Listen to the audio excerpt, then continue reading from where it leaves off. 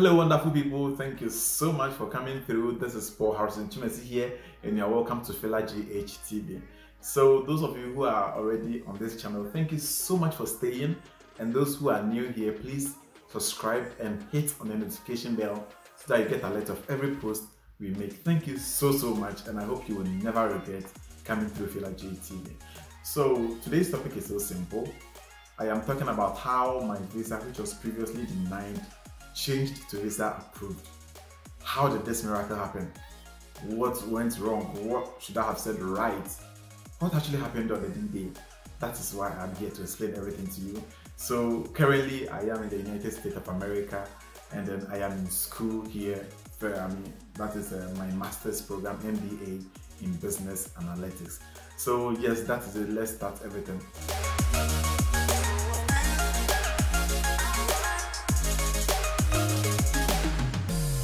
So I actually started this whole application thing way back in 2019, because I think that time I was in my final year in UPSA, level 400 that time. So my roommates who were with me back in school would attest to this fact that I started this application way back then, because I used to even give them more information as if I was in the United States already. So that was my dream. I really wanted to come to the United States to further my education. So I did research upon research upon research upon research to get to the ideal school. What are the right schools for me? What are the schools with much lower fees, with better acceptance rate? Which are the schools to get you convinced visa officers when you go for interview at the American consulate. So I did all these things for 4 good years before 2023 when I finally got my visa approved. So if I remember very well, I've applied to many schools anyway, but then 4 schools have actually admitted me, giving me my I-20 and then many other documents I would need for my interview at the American consulate. So if I get it right, I remember Nicholls State University has admitted me before,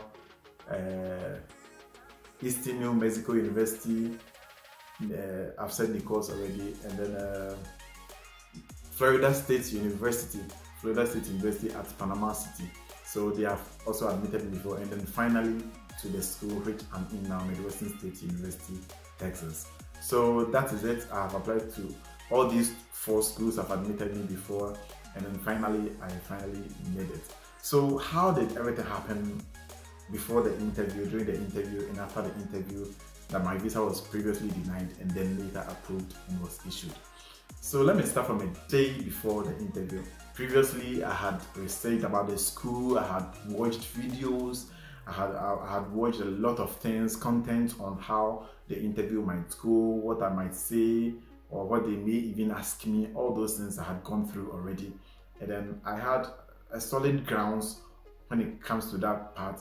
And then spiritually too, I had prayed. If it's fasting, I fasted. If it's prayers, I prayed. If it's reading inspirational quotations, that would have backed me, giving me enough confidence to, I made sure I did all those aspects too. So the day before, because I had got all my documents, explaining the documents and how to arrange everything, get everything done for an interview will be in another video. So let me go straight to how everything happened the day before. My interview date was slated for the 8th of August.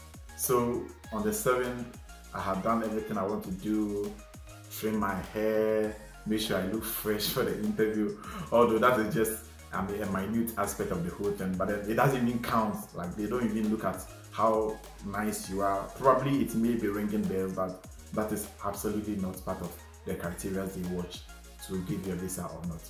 But then I wanted to look presentable, presentation is always key. Maybe how you're handsome or how you're ugly may not necessarily be. No one is ugly. We are all handsome and beautiful in diverse and in different ways, let me put it that way. So I had trimmed my hair, I had all my documents. I needed one particular thing, so a folder to put all my documents in. So I had this folder. I went to Accra and then Accra Central, and I bought this folder. I don't really remember the price. I think it was somewhere 40 cedis or something. This big folder. In fact, it had compartments, so it really caught my attention. So I wanted to just pack one thing here, put another here, get another here, so just that way. And then I made a call to another guy who had already gone for his interview, and then he had been granted a visa. And then I watched other videos too on how to package all the documents you have. And then I got to know that I needed just a clear bag. I was like, oh my goodness, how will I go and buy this expensive thing like 50 cedis, go to Accra, I stay at Pokuase, I mean, all the way from Pokuase to Accra, get this folder, this beautiful folder, and then now I would have to go and buy just a clear bag which doesn't even cost up to 2 cedis, or the maximum price could be 2 cedis. I was like, what's going on? So why did I have to go to Accra and do all these things? So it was quite late because it was around 8:30, almost 9. I needed to get a clear bag. I was like, oh, where am I going to get a clear bag? On Monday night around 8. So I called my nephew, and then we went to Pokuase, downtown, to search for a place to buy. We roamed and roamed and roamed and roamed, and just a clear bag, 1 cedi, 2 cedi clear bag, I was not getting. I was like, oh my god, what is going on? Why didn't I just buy a clear bag instead of this big folder? So I would go to this shop, they'll tell me, oh, they've closed, they'll direct me to another bookshop, I'll go, they've closed, and I needed to leave early morning tomorrow too. I was like, oh my god, what am I going to do? So there was one last place one woman showed me that I needed to go. So I got there, and so lucky for me, they had the clear bag I wanted. So I just bought one, and I was like, oh, thank you God. Gracias mucho, Señor. Gracias mucho. So I just came home so happy, and then I came and rested over the night. I had an alarm on because I didn't want to be late for the interview. So exactly 4 a.m. my alarm, so I had to wake up, get my bag, dress up, and then I was in a suit, I was in a suit. Those of you who have been to UPSA before, how suit is every Monday. You have to be in suit. So going for this interview, those of you who really know me, I have one lucky suit I have been wearing to many of my interviews or most important places where I would need a sort of favor or something. Not really that spiritual kind of thing, but then that is what I mostly prefer to wear for interviews and those things of such nature. And then I put my lucky tie on. Those of you who really know me, you know that lucky tie I'm talking about. So I had that tie too on, and then I was done around 4:50 a.m. I was done. One thing that delayed me was getting a car. I ordered for both. This boat will be coming before I get to know the driver has cancelled the ride. I'll order for another one. I'll order, and then they are coming, and then so I had to wait until around 5:30. Yeah, 5:30 thereabout before I got an Uber. So finally the Uber came, I sat into it, and then we drove to the American consulate. So I got there around 6:30, 6:20 thereabout. I didn't really check the time. So when I got there were a lot of people. I was like, oh my goodness. So all these people are going for interview. Really? I was like, oh goodness me. Alright, so I had to just encourage myself because, Charlie, this is why you came. You came for an interview. And then before then, let me put this across that I had really motivated myself. So going in there, I had spoken to myself that even if they would give only one visa that day, it was going to be mine. So psychologically, spiritually, I had motivated myself so much that even if they were going to give only one visa that day, it was going to be mine. So I was very confident. And then when I got there, those who had their interview at 7 were in line, and those who had theirs at 7:30 were also in line. Mine was 8:30, so I had to wait also. So I made sure I communicated with people, there was this guy who was also coming to a school in Georgia, and then I tried to speak to him in order to not get nervous or be thinking so much that will, make you nervous, shaking, and all those kind of things. So I made sure I interacted with other people to kill all those, nervousness and other things. So the first batch went, and then they came to call 8 and 8:30. So we went to join the line, and hoping and praying with our documents and all those things. So the first thing they did was to confirm your appointment if you had the appointment. So just before you enter the American consulate, there was a table. They will take your confirmation page sheet that you have an appointment. Then they have a list of all those who have interviewed that very day. So they will look at your name. I don't know whether they were looking at the code or the name. Then they'll go through their list. And then when they see you, they cancel it on their list, and then they will cross your appointment. Or no, that was your confirmation page. Yeah, they will cross your confirmation page. So that was the first part. Then you join the queue. I must say that it's a very long queue. If you're someone who don't like, who doesn't like to be in a long queue for so long, please never dare to go to the American consulate. The queue is so long. Then, like, you try and go there one day and see it for yourself. So that was the first process.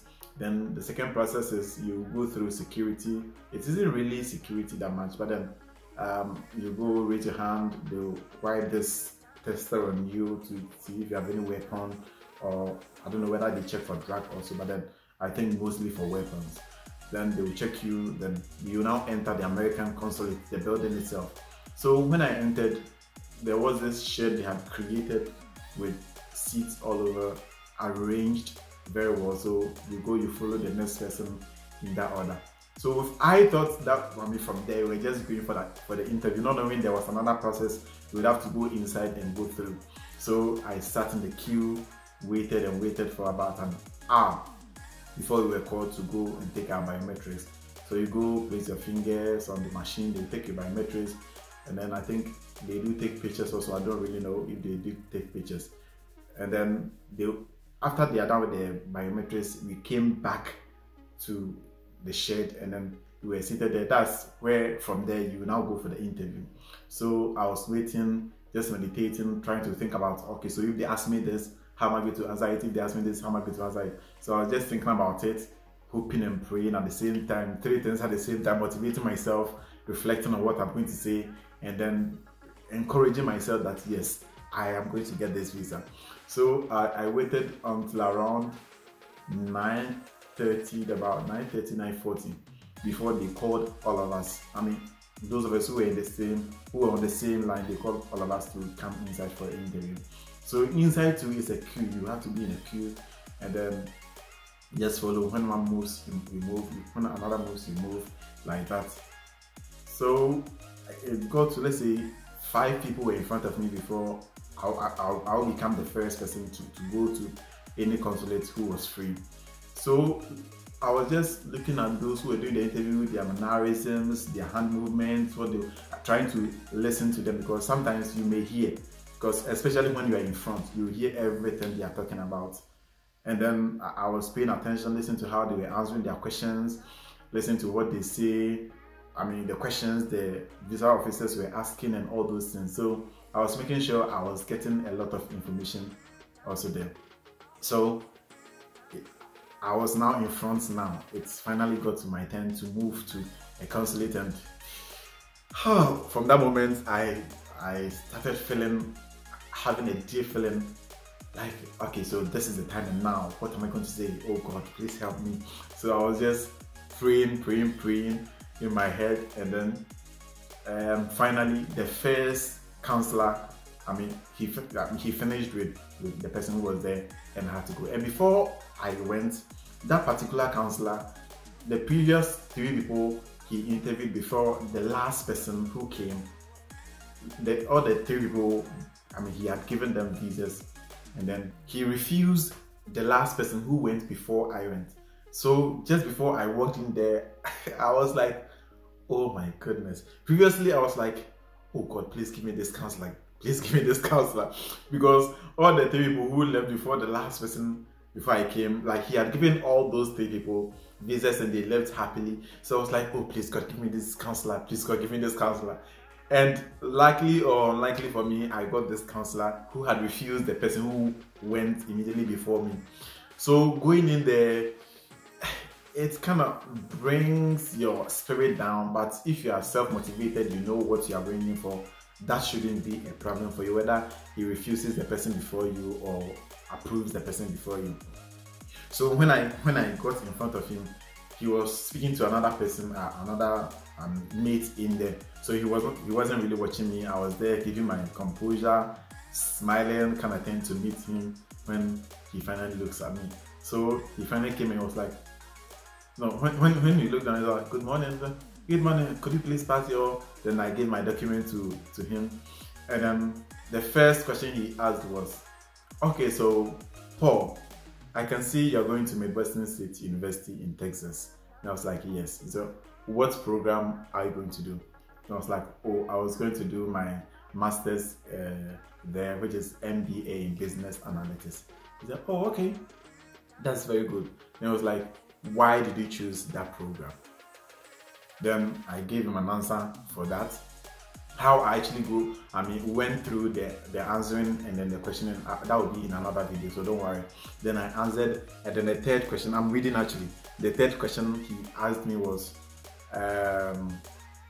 when you come back to Ghana, where do you want to work? And I was like, okay. So he didn't ask me about my coming back or give me any clue, but he has already asked me if I come back. So now I mentioned where I want to work when I come back to him. And he was like, oh, okay, good. I actually mentioned, some of the accounting firms. It was like, accounting firms, what are they? Who are they? What do they do? And I mentioned KPMG, Deloitte & Touche, PricewaterhouseCoopers, and the Johnson, whatever. So he was like, okay, that's good. Then the last question was, I can see on your I-20 that the school has given you a partial scholarship and then your father will pay for the rest. What work does your father do? Then I said what my father does. He said, do you have any document to prove your father's income? I was like, okay, sure. Then I gave him my bank statement. So that was when everything started. So when I gave him the bank statement, he was looking at it, look at my face, looking at it, look at my face, and it's like, Paul? And I was like, yeah.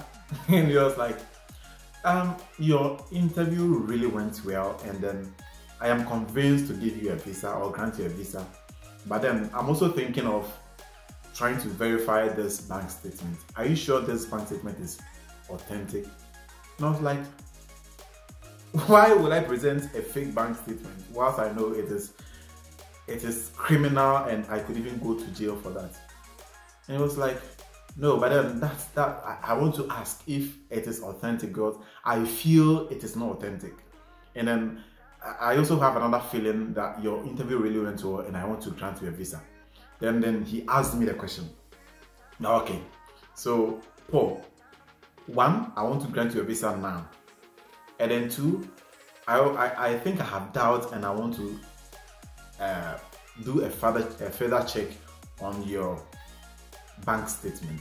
So should I grant your visa to you now or go and run further check on your bank statement? And he warned me that in case he does all the checks and then he finds out that there's a fault or the bank statement is not genuine, he was going to deny my visa.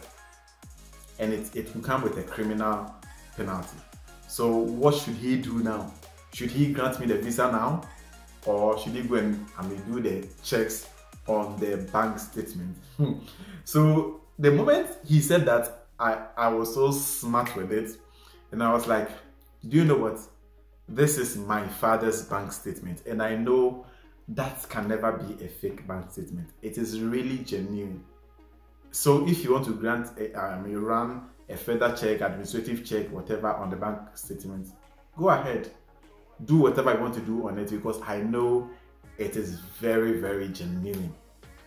So it's like, okay, so Paul, let me remind you again that if I do the check and it is not authentic, your visa will be denied and it comes with penalty. I said, okay, don't worry, just go ahead and do all the checks because that is my father's bank statement and I know that is genuine.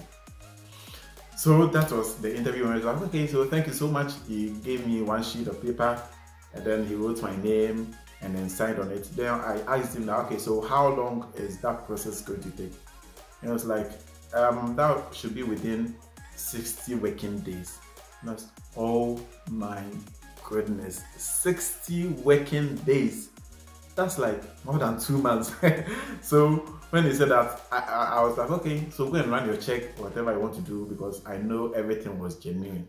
So he gave me that sheet, signed it for me, and then I left the consulate. So when I came out, you know, there's a way of checking your status with the application and everything, how I mean, whether they've issued your visa, whether it has been delivered, they have everything there you can check. So when I came out, that was around 11:03 or 11:04, yeah, just a few minutes after 11. So when I came, when I sat in the car, I checked my status, and then what I saw was visa denied. I was like, oh my goodness, my dream has come to an end. I was like, oh Jesus, my dream has come to an end. Finally, my dream has come to an end. So that was it, visa denied. Then I checked again when I left the office, I came back to the office. When I left the American consulate, I came back to the office where I work. So when I go to the office, I checked again. That was around 12:30, and it was still visa denied. I was like, Jesus Christ. 1 o'clock, I checked again, visa denied. I was like, Jesus Christ. Then that moment, I felt like, okay, so this is what God wants it to happen in my life. Let me try again another time, because that is what God wants. Then everything was done. I had even logged my mind because I knew I was denied my visa. Then my sister called me and it was like, do you know you can check your status? And I was like, yeah, I know, I checked and it's visa denied. He's like, okay, so give me your details. I'll be checking it as and when. So I gave her my details, and then around 3 p.m, I think it was 3:24, 3:25, I don't really remember the exact time, around 3:20 thereabouts. And then she called me and I was like, have you checked your status again? I was like, no. He said, then go and check. It has changed from visa denied to visa approved. I was like, how did it happen? So at that moment, I didn't know how exactly I was feeling. I don't know whether I was sad, whether I was happy, whether to shout, whether to scream, whether to cry. I was just confused. I was just dumbfounded. I didn't know what to do. So I rushed and then checked my status. And then, yes, it was visa approved. And I was like, how is this happening? The 60 working days they were going to run the check, are they done? Why was the visa denied then? What happened? What could have gone on behind the scenes? What is happening? So that was then I was very happy then, because the denied had now changed to approved. So that was around 3:20 thereabout. So it was that same status. So when I go home around 8 p.m, I wanted to check again to see if it has now changed and gone back to visa denied again. I checked and it was still visa approved. I was like, okay. Then the next morning I checked again, it was visa approved. So I went to work, I was working, and then at the office I had connected my WhatsApp to my desktop. So whenever there's a call, it won't ring. I will only see a missed call. So before I know, I had like 7 missed calls from WhatsApp for my sister, who is already in the States. So I was like, what's going on? At that very moment, my brother, who is in Ghana, called me that your sister is calling you, just call her back. Well, she says she wants to speak to you urgently. So I rushed and I called her back, and she was like, go and check your status, they have issued your visa. I was like, oh really? Wow, that was so amazing. So that was a great feeling, because when it changed to visa, from visa denied to visa approved, I was kind of tossed in mind, could it go back to visa denied again? What is happening? Just less than 4 hours, how could the status change? Whilst the man said the check could take up to 60 working days. So when it finally came to visa issue, that was when I actually knew that, oh my goodness. So finally, my visa has been, issued. So that was just like, from when it was a change to visa, change from visa denied to visa approved, less than 24 hours, the visa was issued. I was like, how is this happening? Because normally those who go and they get, they are approved right there, those whose, visa is approved when they go for the interview. Some, it can take them like 3 days, 4 days, or some even 5 days before their visa is issued. So how come mine, which was, red flagged, is now issued in less than 24 hours after it has been approved? I was like, how is this working? So I was really happy. I was amazed. And then I now reflected back to the statement that I was going to get my visa once and for all. And then even if they were going to grant just one visa that day, I was hopeful and I was very sure it was going to be mine. So that was how my visa changed the status. I don't know what went on behind the scene. I don't know how God worked it. I don't know how the conviction came with the counselor who interviewed me. I don't know what God did behind the scene. All I know is that my visa was approved and issued, less than 24 hours. So when it was issued, I think about 30 minutes later, I got a text message that I can pick up my visa, my passport from DHL. So I was like, oh, finally. So the next morning, before I went to work, I went to DHL at I think Ridge thereabout. So when I got there, I joined the queue, and then they gave me my passport. When I got outside the facility, I opened my passport. The first page, nothing was there. The second page, nothing was there. Then I was like, were these people deceiving me? What is happening? Or they have removed the visa from the passport. So I opened the third page before I saw the visa there, and I was like, what a relief. Finally, what I've been hoping for 4 good years has finally come to pass. And the visa interview I was not getting for this past 3 years, I got it today, the 4th year, and then God being so good, my visa has been issued. So before I close, or before I end this video, let me send this across, that have this hope within you. First of all, believe in yourself, motivate yourself. No one can motivate you more than yourself. When you have an interview, motivate yourself. Then read more.